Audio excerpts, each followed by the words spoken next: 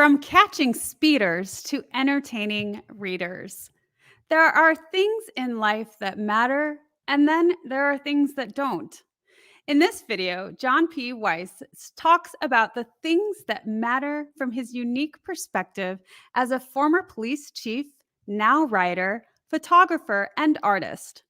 He shares his thoughts on what life should be about and why focusing on what truly matters is essential. Welcome to the Wellness Driven Life Show. You're in for a wellness driven ride.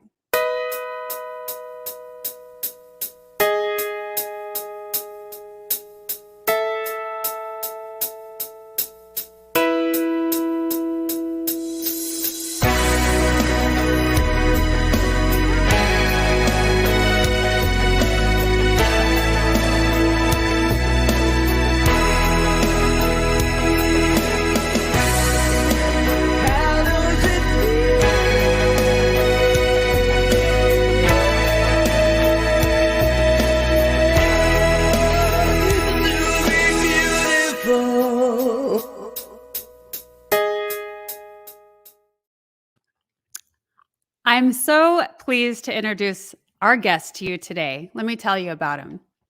Chief Weiss was dedicated and has dedicated his life to law enforcement and serving the community. He started as a patrol officer in 1990. He worked up the ranks, holding various positions, including field training officer, composite sketch artist, detective, sergeant, training manager, impact weapons instructor, peer counselor, hostage negotiator, lieutenant, operations commander, and the list goes on. In 2016, he was awarded Man of the Year by the Scotts Valley Chamber of Commerce. Chief Weiss is highly respected within the community and is known for his dedication to protecting and serving the people of Scotts Valley. Now, a retired police chief, John P. Weiss is the author, artist, and educator who writes elegant essays about life lessons, which he illustrates with photography and drawings. His work has been featured in The Guardian, NBC News, Becoming Minimalist, Mr. Feelgood, Austin Art Talk, Good Men Project, Thrive Global, and many other sites. Over 49,000 readers follow his weekly essays on medium.com, including yours truly, and over 12,000 subscribers to Saturday Letters. Please help me welcome John Weiss. Well, thank you, April. What an introduction. Oh, my pleasure. It's great to have you on the Wellness Driven Life Show. It's great to be here. So tell us a little bit. I mean, you've been on this incredible journey. You've got this incredible past of many years in law enforcement through all of those various roles and more. I couldn't even read the list, John. And if I happen to call you sir throughout this, please forgive me because it's sometime ingrained. But I want to know a little bit more about your journey from the law enforcement background into this creative aspect. Sure. Well, again, thank you for having me on your show. I think it's great what you're doing as a former law enforcement person yourself, as a deputy, to now be helping people to live a wellness-driven life. My story is I have always been a creative person. My father was an administrative law judge. He was a very creative guy. He painted on the weekends. And I think he was trying to steer me in my life towards a career in the law. But I didn't really want to be an attorney. I was more interested in drawing and painting and things like that.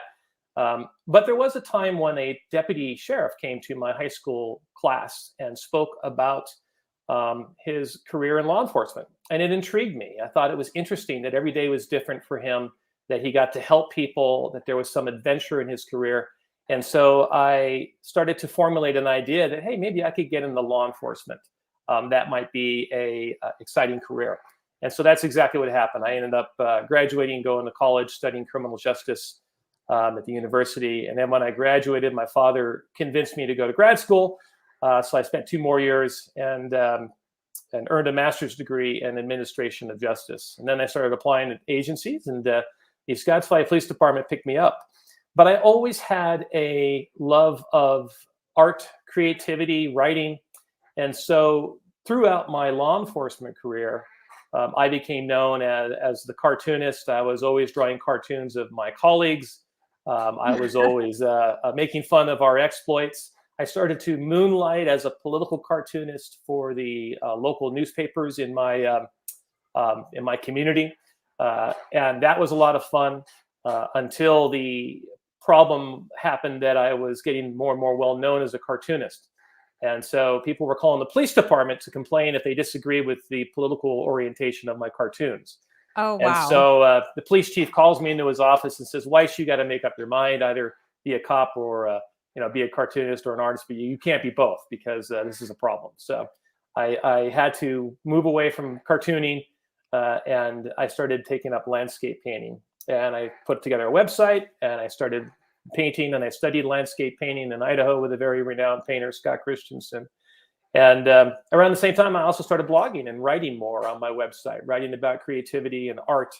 And so that took on a life of its own. And the original plan was to retire and then become a full-time fine artist, painter. But my writing started to take off more. I was cross-posting on another website called medium.com, and they pay you also based on how well your articles do. And I started to grow a following there. And my writing sort of grew more from just creativity and art to talking about life lessons and how to live a better life and personal development, things like that. And I would pair my articles with cartoons and then more recently with some of my black and white photography. And it just took off. And so that's sort of how this creative life unfolded. And then I started to publish a couple books. And here we are today now. I retired a few years early from law enforcement to have a full-time life as a writer and an artist. Well, that's a really cool story. And I love how, they told you at one point, you can't do both. You can't, you got to choose one or the other, and how you must have felt in that moment. But I love how you shifted. Instead of not doing it entirely, you shifted into, a different scenery. Right. So instead of doing the cartoons, you did landscaping, you started painting and going that direction. What I find really interesting is that now that you come into the retirement arena and you thought that you were going to pursue and continue to pursue that landscaping, how it kind of circled back into the cartooning and in teaching people life lessons with your writing. And John, that is how I found you a few years ago on Medium. I really love the platform. I've learned so much from the writers there. And, you were a breath of fresh air because you and I both share a law enforcement background. So there was that familiar aspect of I can't even say it. Familiarity. Oh, goodness. Aspect of it. And so, but you didn't really talk about law enforcement. So it wasn't about that. It was just that you came from there. And so you had an understanding of and an awareness of what that world looks like. Sure. Well, my law enforcement background does permeate into some of my essays and stories. But I don't write with an orientation of just a law enforcement audience. I try to write much more broadly. But the beauty of a law enforcement career is that it exposes you, I think, to the full constellation of human frailty, human beauty, everything in between. I mean, as you know, we see everything in law enforcement. We see people at their worst, and we see sometimes people at their best.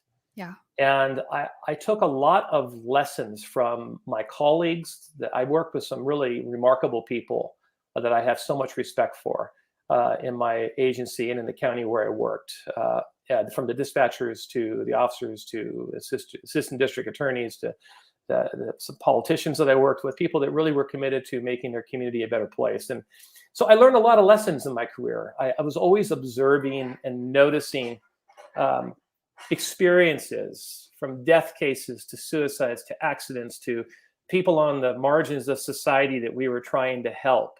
And so a lot of those life lessons and things I've learned about people, I've tried to take those lessons and then um, expand upon them in my writing and in the stories and in the articles I write about. So sometimes I may write an article that doesn't mention my law enforcement career, but I may have a lesson in there about forgiveness, and it comes from some of the things I saw in my career or on second chances. So it's amazing how law enforcement can be such an educational career if you open your eyes to it. It can teach you so much about people and about how much we're all very much the same in what we want in our lives. And my career, I'm very thankful for my career. I think it's made me a much better writer. Absolutely. I think if you allow it, you can. What I appreciated about you is you did take those lessons to a different level. Yeah. You created wisdom from those experiences, and you're now Right. sharing it with the world. And that is what I appreciate about you, John, Oh, thank you. sir. And I can you share what is one of the most challenging situations and lessons that you had while working in that field? I think one of the first things that struck me was how much people lie. I was blessed to grow up in a really a wonderful town, and I had a wonderful family. My father, as I mentioned, was an administrative law judge. He was an amateur historian. He was a very moral, ethical man. My mother worked before I was born, and then she became a homemaker and raised my sister and I. And she was a loving, wonderful mother that showed me so much about humor and laughter and living life with gusto. And my sister was a health nut, and an avid reader. And so I just grew up in this wonderful family of support. And I grew up in Los Gatos, California, which now is sort of part of the mecca of the nouveau rich in Silicon Valley. And so I really had a blessed childhood. I didn't want for much. I got to play tennis on the tennis team. And so I grew up in a world that was really full of wonderful people that were supportive. And I was not exposed that much to the harder sides of society. And so going off to college and having a great time in grad school and then finally going into law enforcement, what I wasn't expecting was how much people lie. It blew my mind. I mean, it wasn't just people you would expect to lie. The Hell's Angel you'll pull over who's lying to you about the drugs he's got on him. But I mean, it was the soccer mom in the Mercedes that would blow through a red light and completely deny, no, I stopped at that light, officer. I don't know what you're talking about. And everything in between. I guess I saw just really how fragile people were, and it opened my eyes early in my law enforcement career. I mean, I read about these things through my education, but you can't really appreciate it until you're in the profession and you see how people really are.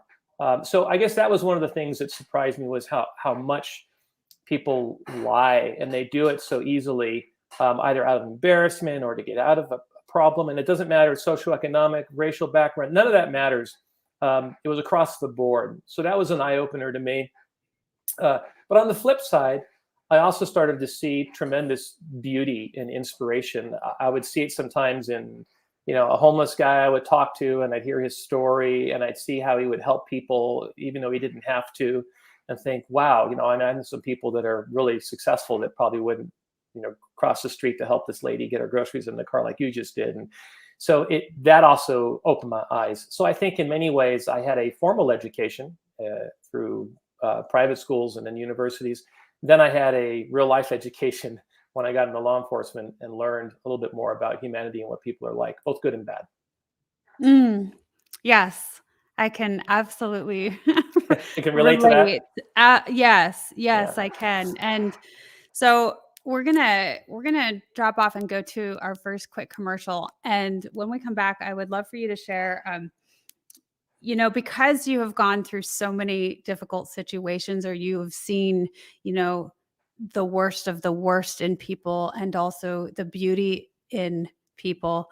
But when we're talking about the difficulties, what inspiration would you give to someone experiencing difficulties and difficult times when Sure. we come back? I want to reroute that question a little bit. What I Sure. want to ask is what would you say to our audience, and how do you find inspiration in difficult times? How do you find inspiration in difficult times? Well, you know, it's going to be different sometimes for different people. We all have different interests and different needs. So sometimes it's hard to give a one fit all answer. But I can think of a couple of things. For me, I think one of them is starts with family. Um, Family is like it's like a refuge in your life. If you have a healthy family, if you have a good family, or it could be your friends too. If you're not with anyone or don't have any immediate family, but I think that's the first thing is having a refuge in your family and friends.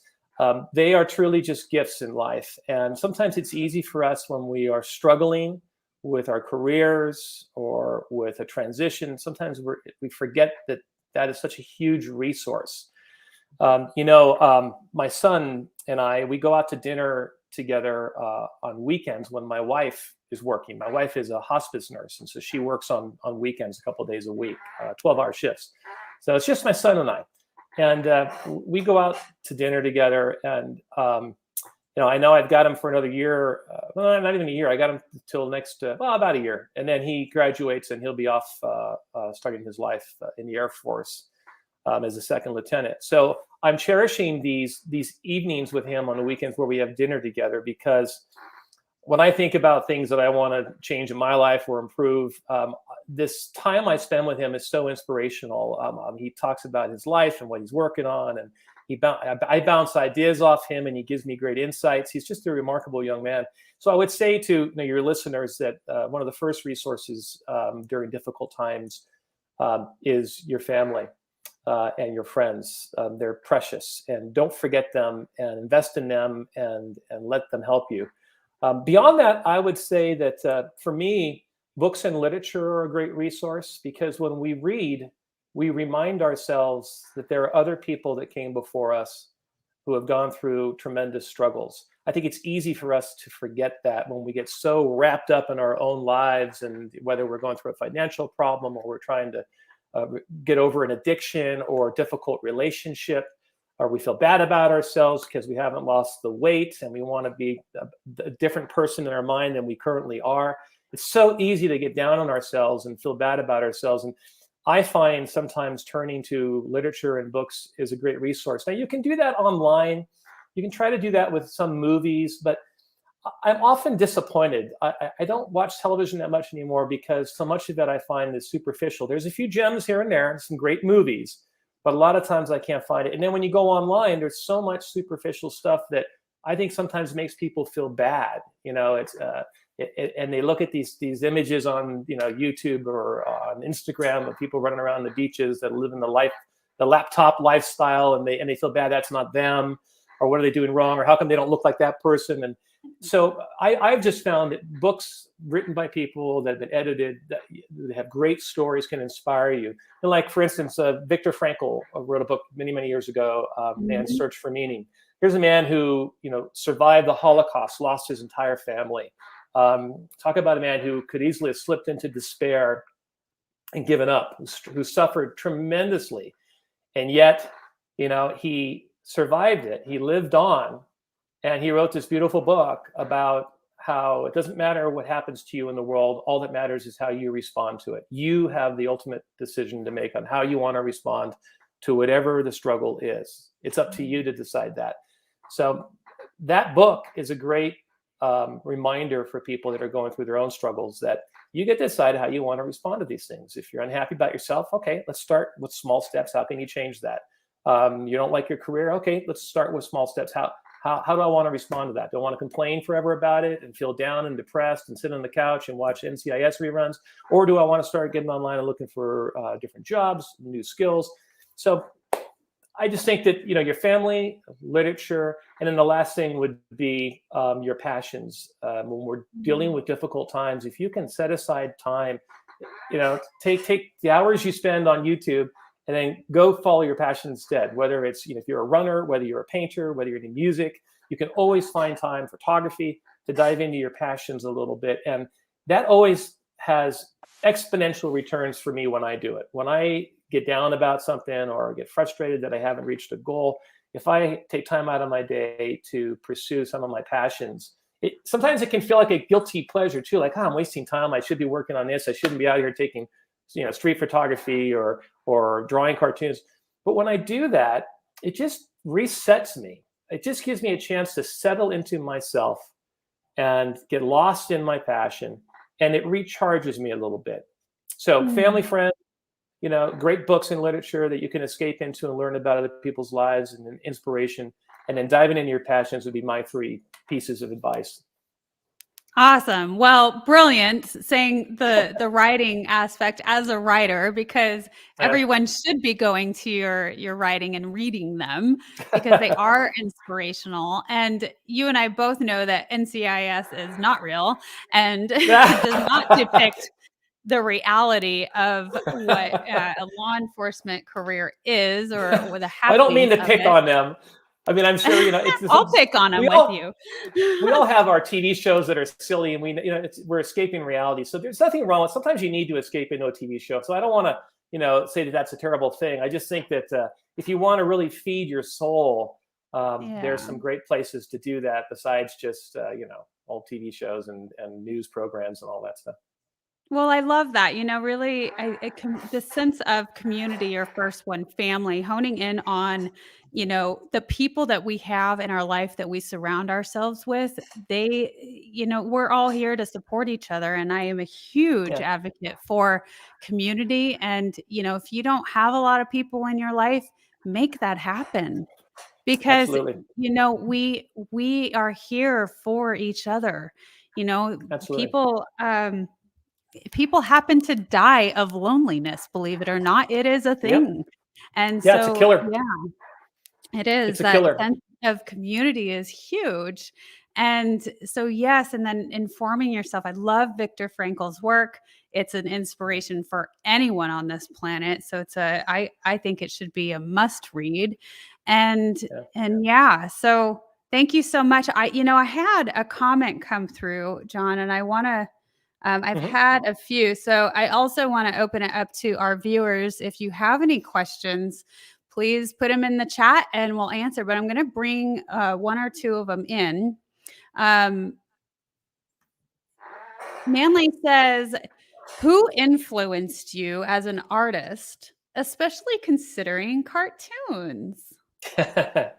So the cartoons started very early in life. I think I was in grade school, and I just started noticing in newspapers cartoons. And it wasn't so much comic strip cartoons, it was editorial cartoons. I love the graphic square cartoon, and I didn't understand the politics of a lot of these cartoons when I was younger. I didn't read much about politics or understand that, but I love the drawings.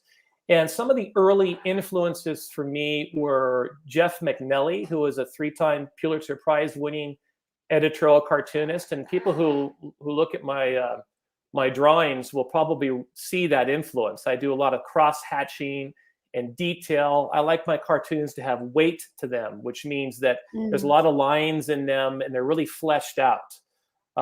So even though I'm a bit of a minimalist in my personal life, how I want to live my life, I don't like a lot of clutter and things like that. When it comes to cartoons, I'm a maximalist. I really like to put a lot of detail into my characters. Another influence was Pat Ullapant, who is another political cartoonist. He's still alive, I believe, but he's retired now. Jeff McNelly sadly passed away of lymphoma years ago. Jim Borgman is another cartoonist from Cincinnati, Ohio. I see a comment there. I still don't understand politics. Yeah, you and me both, Manly. I don't understand politics either. It's it's probably why I'm not doing political cartoons anymore. But Jim Borgman is another one who I really admired. I actually wrote to him, and he corresponded with me a little bit when I was a political cartoonist and gave me some great advice. He now is the artist for the very successful comic strip Zits. That's still in a lot of newspapers. So those were a few of the cartoonists that inspired me. There were many more. I mean, George Harriman, who drew a comic strip called Crazy Cat many, many years ago. In fact, Crazy Cat wasn't even in the newspapers when I was a kid. It predated me, but I loved his style. So those are some of the cartoonists that inspired me growing up. You know, one of them that came to mind for me, John, was is it Charles Schultz? Charles He did Schultz, the Peanuts, yeah. right. So he had all of this experience influence from World War II. Yes. And so, you know, when you consider more of this real traumatizing sort of life and experiences, and, you know, law enforcement has a lot of that aspect too. I mean, you Yeah. see so many horrific things and things where in a sense you get this sense of humor that most people don't understand because it's one way to be able to cope with it. Yes. Yes, And absolutely. yeah. I think you're right. I mean, there's the gallows humor that you probably know too from law enforcement. Cops sometimes privately amongst themselves can have the worst sense of humor. They can joke about things Yeah. but it's a pressure valve release. It's a way to let off steam for the terrible things that we see. And I think that my mom used to tell me that I was a sensitive soul as a little boy. I was very sensitive. I'd feel things very deeply. And she was Mm. right. And law enforcement probably, I had so many people that said to me, I can't believe you're in law enforcement. You seem like you should have been a professor or a priest or something like that. Um, and so I learned how to cope in law enforcement. I learned how to steel myself and to deal with the ugly things and the sadness and the tragedies. But I don't think that I came out of it entirely unscathed. I think that you learn how to carry it.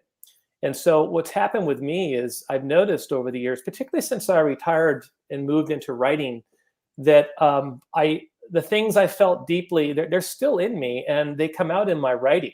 There's times when I write and Mm. I move myself with my writing. I stop and I have to take a break because I'm almost moved to tears thinking about something that affected me that now I want to use as fuel to inform my writing to Mm. hopefully reach other people. Because I think the best writing is when you can move other people, if it can be poignant, if it can inspire people and move them and create the feelings in them John, that drives home a message. what an incredible way to put that.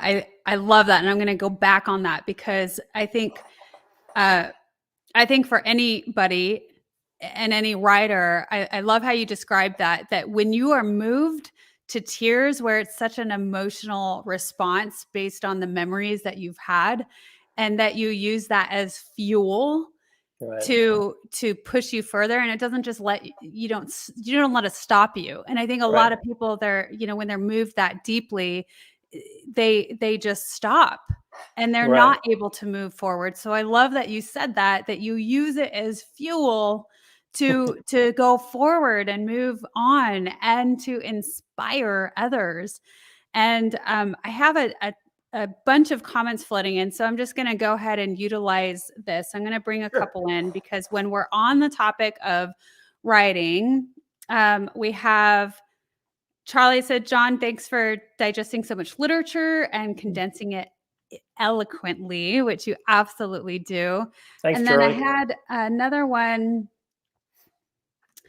Bill says, if you could only suggest 3 pieces of literature to read, what would they be? Oh my gosh, that's so impossible. I mean, how do you condense down books, into Well, Viktor Frankl is one. yeah, So there's I one mentioned down. Victor Fan. So let me share a confession too with maybe your listeners and readers too. Is that I'm not a well-read man. I think it may surprise a lot of people, but I came to books late in life. I was drawing cartoons and lost in my little world of drawing cartoons, and so for me, reading and books is something that I didn't really turn on to until probably college.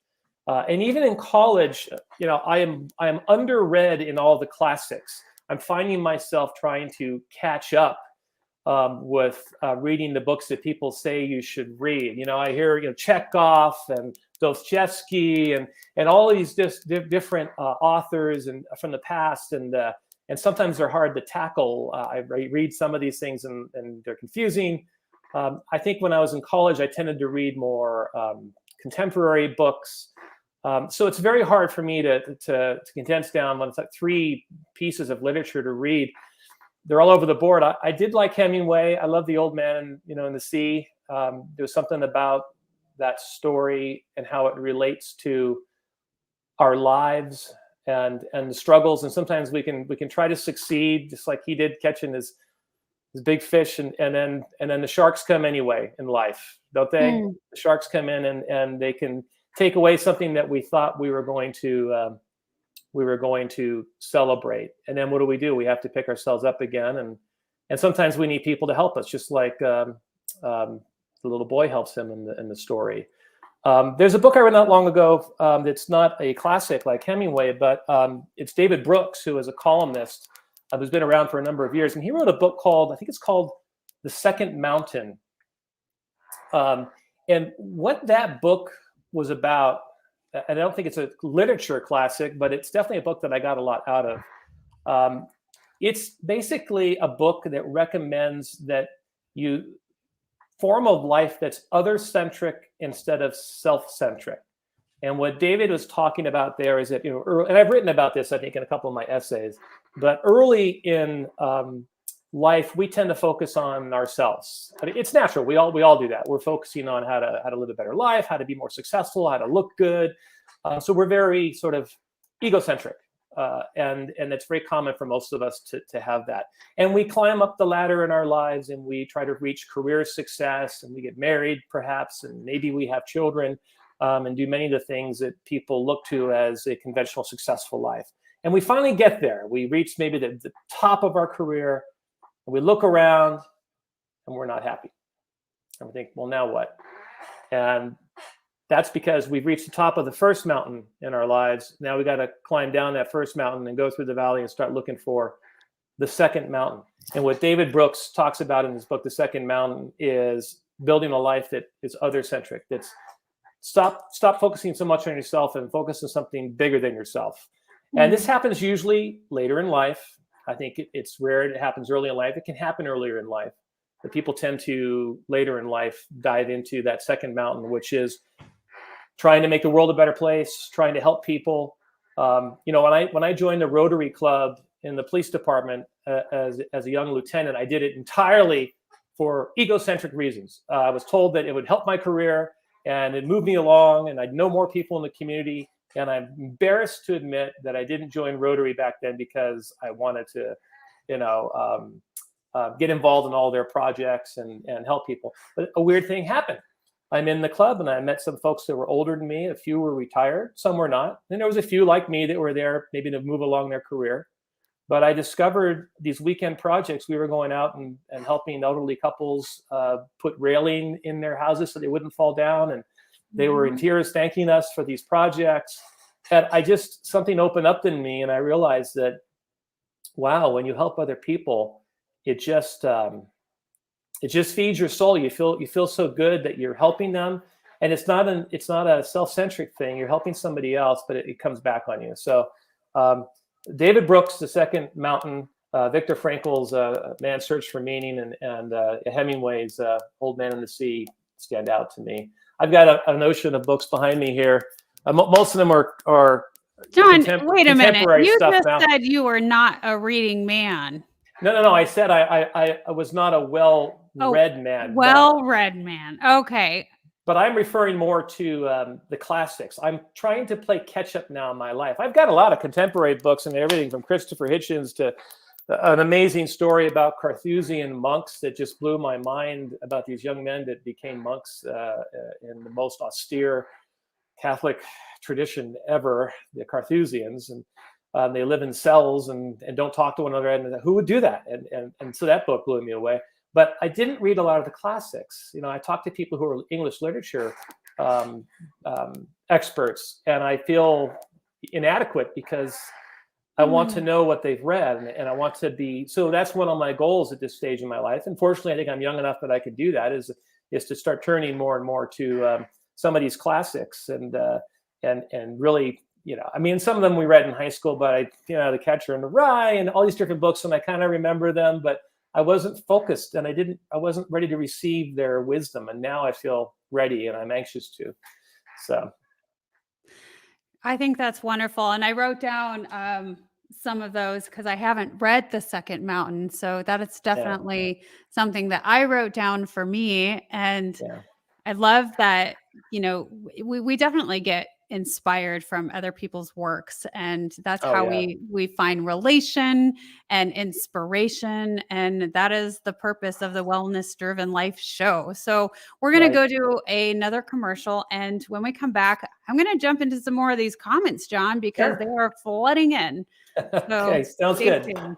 Controls the gene switches which activate collagen creation and disables the enzymes that break down. Man who lost his wife, and now he has to go to a high school reunion, and he's getting ready to go to this reunion, and he ends up, I think if I recall, not going. He visits his old high school, and he thinks about the past. And while all this is happening at his house, there's this white dog that keeps coming to see him, and the dog just visits. He doesn't, and the dog sometimes jumps up on her hind legs, and he holds the dog's paws, and they walk around and sort of dance together. And it's just such a sweet story. Terry Kay was a Southern writer, as I recall. And I'm going to give a spoiler. This is going to be a spoiler with what happens with this novel. But at the end of this novel, he tells his family about this white dog, and they don't believe him. He says, "Yeah, Dad, you're seeing things. There's no white dog, And he said, "No, the dog comes ever since Mom died, and she dances with me, and she's this wonderful dog, and you got to meet her." And then eventually, he passes away, and the family come to visit his gravesite, where the dirt is still fresh on the dirt, and there's paw prints on the dirt. And I think what Terry Kay was alluding to, that in some way his wife had come back to him as this dog and reassured him and danced with him. It was a simple story, but things like that, they stay with me. And are moving, and so that's the beautiful thing about books, is it just reminds you everybody goes through loss, everybody goes through uncertainty, and the world is a miraculous place. You never know what might happen. Maybe a white dog will show up one day to reassure you when you're down. Mm. Oh, I love that. And, on the topic of compassion, I have a few people that are asking about that specific topic. So I'm going to bring in a few of those. And Charlie says, "What are the limits of compassion? Should I give to every panhandler? To any?" Yeah, I know it's hard, isn't it? I mean, we want to help people, but then how do you do that in a way that's meaningful and may not harm them? And also, what are the limits to what you can give, right? You have to take care of yourself too. It's sort of like that old thing in the airplane, when the oxygen tank comes down, or the oxygen mask, you got to put yours on first so you can go on and help, your Yeah. family and people around you. So, here's how my dad solved that problem with panhandlers. Because where I live here in Las Vegas, I see some of these poor folks, out there on the margins of society struggling, and it's so easy to look past them. And then other times you want to help them, but if you give them money, they may use it for alcohol or drugs or something else. So what do you do? My dad's solution, he used to work in the city of San Francisco, and he used to walk past these folks that were struggling all the time. And what he would do is he donated quite generously to St. Francis. I think it was St. Francis or St. Anthony's Kitchen. It was one of the two. And it was a free kitchen right there in the city, downtown, that they served meals throughout the day. And so anyone who was hungry could go there and get a meal. And he would always stop, and if these guys would ask for money and say, "Hey, I'm sorry, I don't have any money on me, but if you want to go down," he gave them the address. You can go to St. Francis, and they give you a meal. You can get something to eat. And so, that's one way to try to help folks without maybe harming them. But sometimes we can do heroic things. And I always taught, my dad is just an endless font of stories because he's such a remarkable man. My father watched a man, I've written about this, who was an Italian immigrant who was homeless in downtown Los Gatos. He actually lived in the woods in Los Gatos in the hills. He used to make acorn coffee for himself. He was a master wood sculptor. He had no family. And he lived in the woods in a little shack he built for himself. Well, he was in downtown Los Gatos one day, and he got hit by a car. And my dad witnessed this. and he was knocked, I think, a good Mm. feet, and he was injured. And my dad, he was an attorney. He went ahead and he basically came to his rescue. He rode with him in the ambulance to the hospital. He learned more about this man. The man's name was Theodore Strollo, or Ted Strollo. And so my dad basically helped to get him benefits. He brought him back after he got out of the hospital to my parents' house, where my mother and my dad nursed him back to health for about a month. I got to know Ted Strollo. And then my dad got him an apartment in downtown Los Gatos, and basically befriended him and became his benefactor. And for the rest of Ted Strollo's life, every Christmas, halfway through the day, my dad and I would drive down to Ted Strollo's apartment. My dad would bring him packages of Stella Dora cookies that Ted Strollo loved and wool socks, and we'd visit with him for about an hour. And Ted would tell us stories of the old country in his Italian accent, and he used to listen to the radio, and he was just an interesting character. And Ted Strollo had carved this beautiful wooden structure. It was about 5 feet tall, and he called it the Mystery Tree of Life. And he gave it to my father as a gift. It was beautiful. It had wooden balls carved in the middle of it that he had to carve out, and they were in the middle. Just unbelievable artistry. And when Ted Strollo died, my father secured him a burial plot, I think in Saratoga. And eventually my father, I think, donated the Mystery Tree of Life to an Italian arts organization. But imagine the lesson that my dad gave me as a young boy of helping this man that was hit by a car. Now, look, all of us can't just bring a homeless individual home. Some of these folks are struggling with alcohol issues or mental health issues. Mm-hmm. Ted Strollo didn't have those issues. He was just poor and trying to live on his own and struggling. And that was a time where my dad could help him.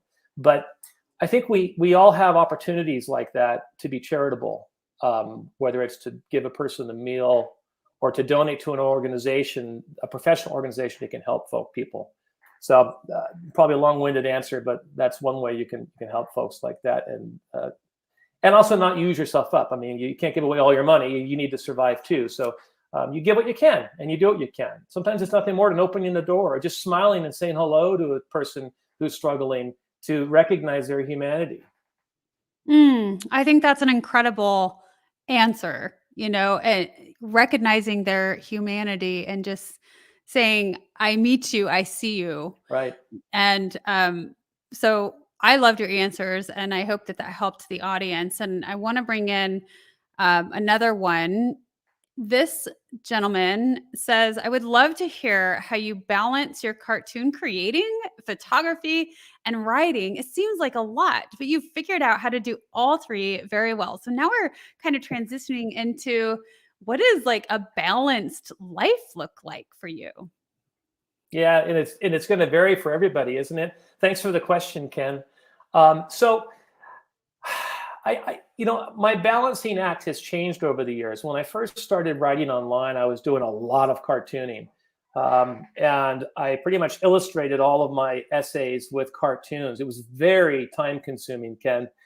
In fact, my output of writing was slowed a bit because I had to illustrate all those articles. Now it paid off. It was popular and I gained a lot of followers. And then in recent years, as I've sort of embraced photography and street photography somewhat, I've been doing a little more of that and not as much cartooning. And so some of the folks that were following me that enjoyed the cartoons are probably disappointed or not seeing as much of them. Part of that was I was worried that the cartoons maybe were taking in a weird way, were taking away from the writing, that it were a gimmick or a novelty that got people to read the article. And I wanted people to read the article for the content of the article, not just for the cartoons. But to answer your question, I call it creative juggling.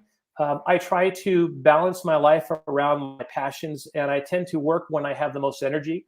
And then for me, I tend to read earlier in the day, feed my mind and go out and walk with my dogs and exercise. And then in the later part of the day and in the evening tends to be where my creative energy comes from the most. I know there's a million people out there writing about morning plans and how important it is to start your day with doing what you're good at. But I'm the opposite. I still get up fairly decent hour, but I tend to find that you have to leverage your creativity with your energy. And that can be hard when you're working. When I was a police chief, what I used to do is use my evenings and weekends to do writing and artwork. What I do now is when I go out, I try to remember to bring my camera whenever I go anywhere. I call this creative juggling with my time, where if I'm going out to dinner with my son, I throw my little Fujifilm X Pro 3 rangefinder on my shoulder and take it with me. Because sometimes I'm walking out of the restaurant, I see something, or I'm downtown running errands and I see something and I start taking some pictures. Whenever I travel, I bring it with me. And I carry a very small kit camera. It's a small little rangefinder, so it's easy to carry and inconspicuous. So that's one way, is always have the tools of your creativity around you. If you're a writer, have that notebook with you in your back pocket or in your car. I always have books in my car, so if I get stuck somewhere at a doctor appointment or waiting for someone, I can read at the airport while I'm waiting to pick up a friend. So the camera goes with me everywhere. My little notebooks go with me everywhere. I also take notes on my iPhone. So when I'm always writing, I hear snippets of conversations in, a Starbucks or a coffee shop, and I'm writing it down. I see an interesting person crossing the street, and I take a few pictures, and I look for things that are going to inspire me. But it's hard to answer that question because everyone's schedules are different, and sometimes you're in a season of life where you're just really busy. You're raising your kids, and you're going to work, and there's a narrow window there to feed your passions. And then what you have to do is make choices. You got to learn to say no to people, otherwise they'll spend your time for you. I had to learn that. I didn't like disappointing people, but I learned that I got to say no. And I did. I learned to say no. I quit golf because I realized I wasn't that good at it, and it was taking up so much time on a weekend that I could be writing or painting. So I'm not doing as much painting right now. I like to get back to that, and I'm not doing as much cartooning, although I'd like to do a little more of that. Doing a lot more photography and writing right now because the writing has become kind of my focus. But I would say listen to your energy, listen to your heart, and put the energy into that, and say no to people and things that waste your time, whether it's too much TV or too much social media. And you can get a lot more time out of your day than you realize. John, that's awesome feedback for our audience. Even regardless, I know that people have to put their buckets into the things that apply to their own lives, but really what you're saying is you whatever you do, it's like have dog will travel, like right. Be a photographer, have camera as you travel, it's like, carry your pen and notebook. And as you move through your day and through life, you're using those tools that are your passion. And so that's great feedback. I have a lot of people asking about your photography. So they want to know, what are you doing now with your photography? And you answered a lot of that by, carrying the camera with you and everything. But I know that you're doing a little bit more with that. Where can people find that work? Is it through that main website? And let me bring that back in. And so our audience knows where to reach you. Sure. Yeah. So the photography is a new creative passion of mine. And I think some of it was born out of its immediacy. To draw a cartoon or a painting takes time. And I love doing it. But I discovered street photography. I see you got a question here from Teresa. I discovered street photography a couple of years ago. There's a fellow named Sean D'Souza who has an amazing website called psychotactics.com, and he helps businesses for their branding and growing their businesses. But he also is a wonderful photographer. And he met me, or I met him years ago. We started a WhatsApp conversation. We've never met in person, but I feel like I know the guy. I have so much respect for him. He's just such a creative person. And Sean D'Souza, he also has a website with his photography called theotherseandesouza.com. Say that 3 times fast. But Sean inspired me with photography as well. He shared his photography. He's a black and white aficionado like me. I don't know why I became so enamored with black and white or monochromatic photography. Maybe it's the minimalist in me, but as I got older, I started simplifying my life. I started letting go of clutter. I simplified how I dress. I try to write more spare. I try to cut out everything that's superfluous and unnecessary. And so for me, I love color, but there's something dramatic, almost theatrical about black and white photography. I love the contrast. I love the elegance of it. I love the simplicity. And street photography is very consistent with that documentary and street photography of going out and capturing people in real life. Now, there's people on YouTube and all that are going out and introducing themselves to people and saying, "Hi, I'm a street photographer. I want to take your picture." And that's one form of photography, but that's not candid street photography. That is asking someone to do street portraiture, which is different. And that can be a lot of fun to do. It's much more difficult to do candid street photography where you're capturing moments in real life, where people, just going about their lives and you're capturing those moments. And they can be beautiful moments or sad moments or just interesting moments, or maybe it's the light and the people moving through a scene that captures you. I know the photo when I see it, when I get it, I like the way it looks. I like a little bit of vignetting. So for me, I really enjoy going out and seeing what I can capture with street photography. I'd say I'm still new at it. I have a tremendous amount to learn, but I use my photography in my writing. What I love to do sometimes is take photographs of people or scenes and then make up stories around them. And I've done that with a few things that people have probably read. I have a picture of a guy in Scotland who has this huge owl on his arm, and I made up a whole story about that. It has nothing to do with Scotland or the guy with the owl, but it was a great jumping off point to use. So I like to use my street photography sometimes for stories, and it doesn't have to be about that person or that scene. And candid street photography is challenging because you have to find this balancing act between being very natural and walking around and taking pictures and not being creepy. I mean, when I was I was stuck in Carmel last month. I had given a eulogy for a friend's mother, and I couldn't come home because of the bad weather. I couldn't get back to Southern Nevada, so I ended up in Carmel, California, where I spent some time doing street photography. And I didn't share this in my writing, but I was down near a coffee shop one day near just outside of Carmel, and there was a woman sitting outside with her dog, and there was a guy inside and in the window, and he was praying. And it was an amazing photograph. And I'm in my car trying to take a picture of this, from a distance. And I get out of the car to go into the coffee shop, and this woman and her passenger drive up in a car, and they stop, and they have a little dog, and they look at me and they said, "Excuse me, but what are you doing? You're kind of creepy. Why are you out here taking pictures? Who are you taking pictures of?" And they're kind of freaked out, And I said, "Oh my gosh, no." I said, I do street photography. I like to take candid pictures of people. My name's John Weiss. I have a website. I can give you the name of the website. But because I was in my car, I looked more like a private eye or something than I did. So street photography is challenging. To do it in a way that doesn't turn people off is hard. But boy, it's so much fun when you capture beautiful moments or inspiring scenes. And I really enjoy it. And it's a great way to feed my creativity from my writing. And that's why I do it. Well, thank you for sharing. And I think, like you said, when you're marrying the two, the photography and the story writing, that's really blending on your skill. And I like that aspect.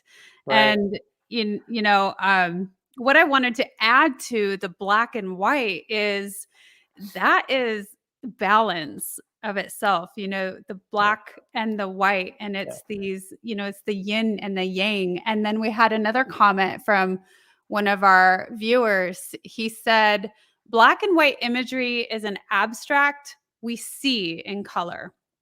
So we're going to go to our last commercial. And John, if you have a little bit more time today, I'd love to ask. We have a guest from Berlin, Germany, and I really love the question that she has. Sure. And so when we come back, we're going to dive into that for a minute. And sounds good. Stay tuned. Hello, everyone. I am Kim Jacobs, the host of The Kim Jacobs Show, and you all know who's right here with me, Dr. Les Brown. How are you, Dr. Brown? I'm blessed and highly favored. Ladies and gentlemen, this is the time you want to give yourself a competitive edge. If you got a message, you have some knowledge or experience, a story, or if you want to do something adventurous and exciting with your life that can increase your credibility, expose you to millions of people, I'm encouraging you to have your own talk show. I used to have a talk show. That one talk show catapulted me to another level. Now there are more people watching the internet, as you are aware, than television. Yes. Come on, somebody. That's right. Dr. Kim Jacobs, she trained people on how to have their own talk show. She will train you how to do that. And now, with me working, partnering with her, now you have the combination of an audience, expansive audience. We have over 4 million people in all of our platforms, and the coaching you need to grow your business, to grow your multi-level marketing organization, to draw more attention to yourself in this noisy economy. Go ahead, Kim. So in the training that I do, Les, I actually do a 6-week training. It's 1 hour per week. And each week I meet with the individuals one-on-one. We go through and we talk about all of the things that's necessary for a show to become a reality. We go from how to actually identify your focus area, what's going to be your ideal customer that's going to be tuning in. We'll talk about how to get guests, how to get sponsorship, how to go about getting your lighting, your branding, and your banners, and everything that you need to know. And guess what, Les? They own their own content at the end of the day. And that's exciting. Now, if you're ready to create a shift in your business and in your life and increase your cash flow, I want you to go to KimJacobsConsulting.com. It's right there on the screen, KimJacobsConsulting.com. You know, people say opportunity knocks on every door. Right. No.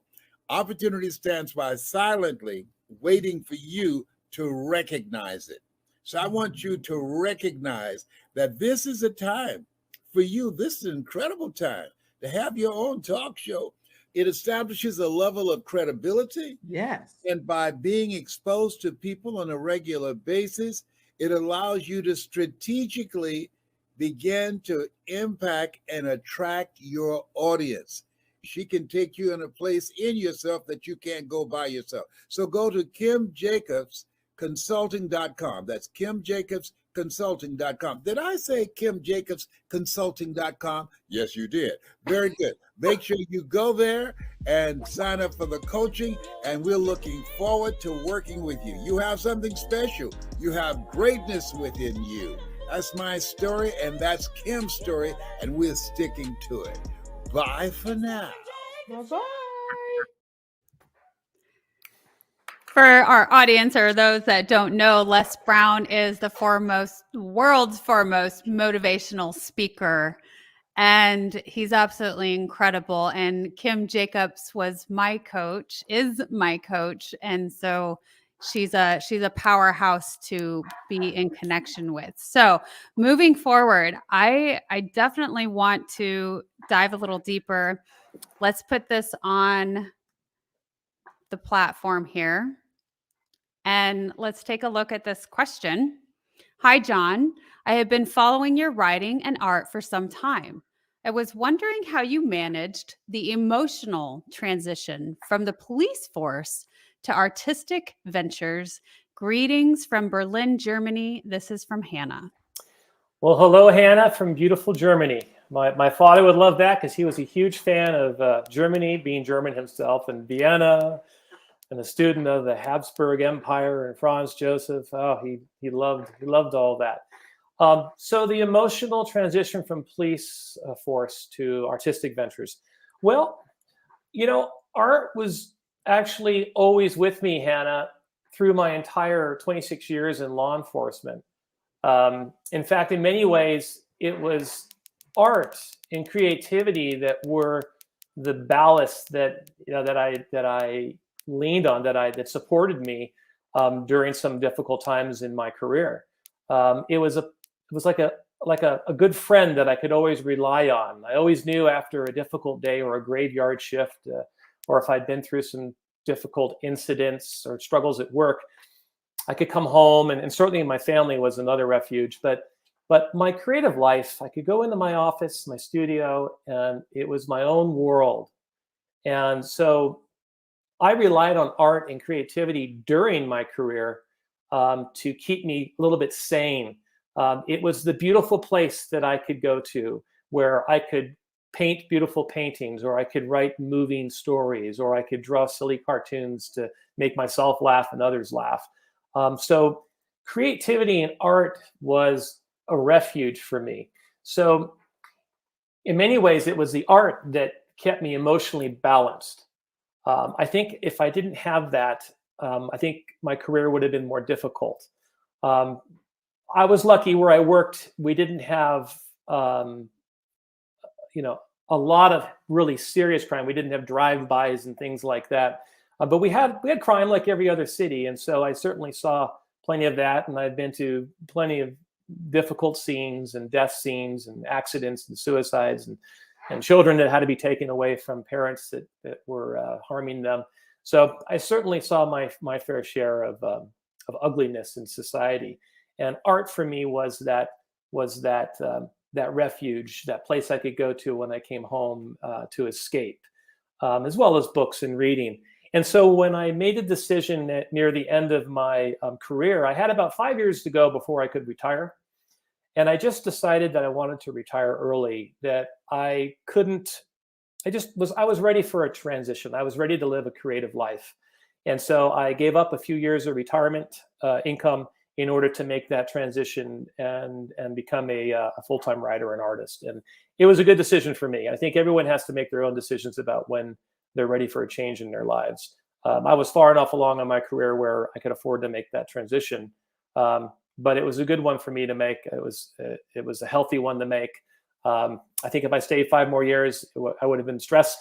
I could have done it, but I think it would have taken a toll on my health. And so making that change was a good thing. So I don't know where you are in your life, but definitely if you have a creative practice, whether it's music, art, dance, it doesn't matter. Whatever the thing is that feeds your soul, that makes your heart go a twitter, invest in that. Whether you're working and you can't afford to make a transition. And some people, their passion can't be their profession. There's some things just there's not enough money in it. I mean, street photography, I love it, but there's not really any money in it. So that alone, it's very hard. There's 1 or 2 people maybe that make a living at it. But that doesn't mean you can't pursue that as your escape and as your passion. And that's a great way to balance your life from the struggles of work and raising a family and all the other things we deal with in life. Oh, we had a nice comment here. Don't be sad it's over. Be happy it happened. That's good advice, Charlie. Yeah, that is good advice. Yeah. Well, John, you have been such an exceptional guest on the Wellness Driven Life Show, and you have written a few books. And so I want to make sure that people have access to that. And as we come to closing, I have on the bottom here where the audience can reach you. That's www.johnpweiss.com. And again, we're curious about for the photos. Do you sell your photos, and is that through your website? So no, I'm not selling photos currently. I've been using them to illustrate my articles. It is something that I'm thinking about.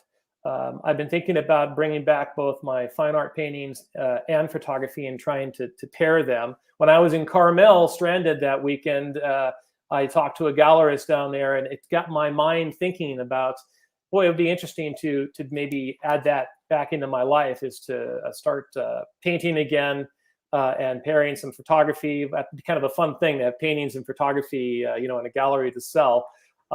So that's something I'm looking into, but I may down the road sell photography, photographs or books of my photography when I get to that point.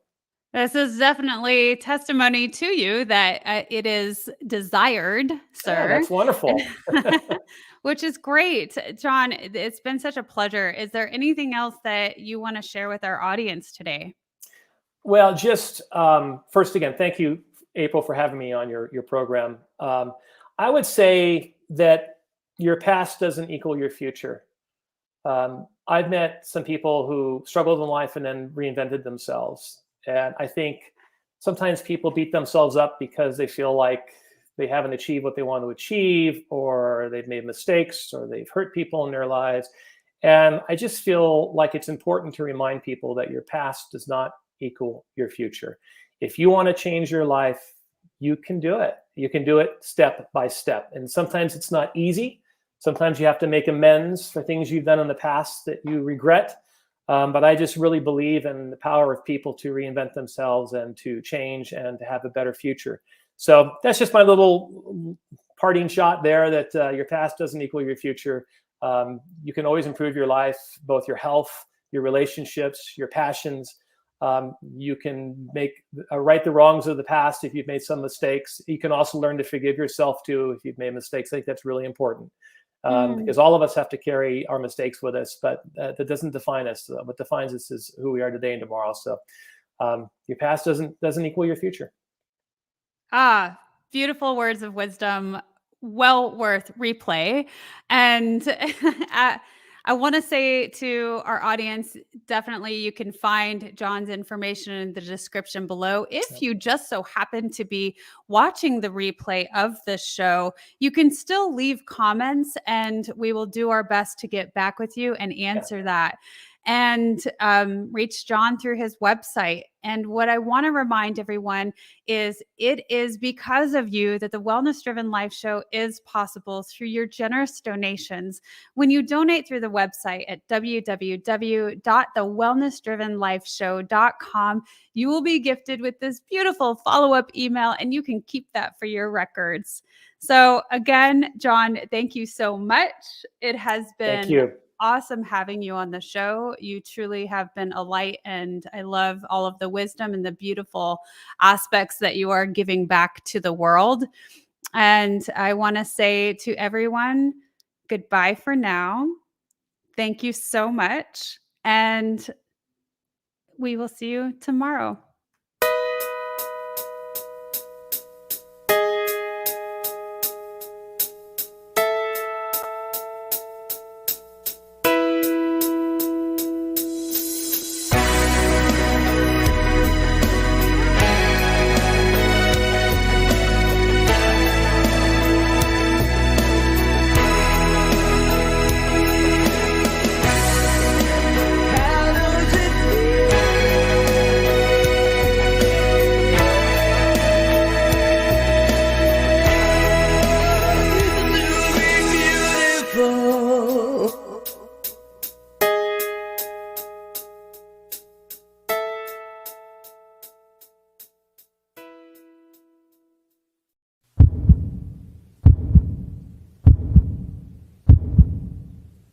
Give it to me like